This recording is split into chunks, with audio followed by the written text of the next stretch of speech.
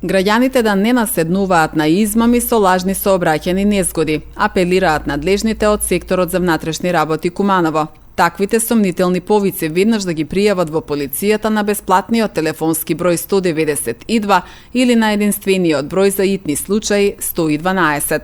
Досегашните случаи покажуваат дека измамниците ги контактираат жртвите најчесто на фиксен телефон, но има случаи каде што се контактирани и преку мобилен телефон со скриен број.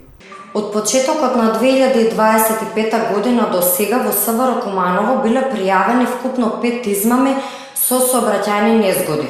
Според пријавите, сторителите се јавуваат на телефон, при што со лажно прикажување на факти ги доведуваат во заблуда граѓаните дека член од нивното семејство имал сообраќајна незгода и дека е потребна одредена сума на пари за да се изврши операција или да не бидат кривично гонети.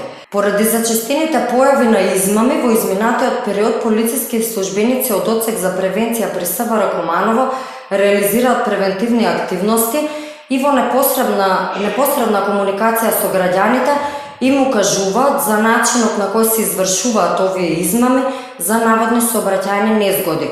Секторот за внатрешни работи Куманово апелира до граѓаните да бидат предпазливи, а особено повозрастните лица, кога непознати лица им се јавуваат, да не наседнуваат на измами, во кои лажно се нудат услуги и сите сомнителни случаи да ги пријават на бесплатниот телефонски број 192. СВР Куманово презема мерки и активности за пронаоѓање и санкционирање на овие лица.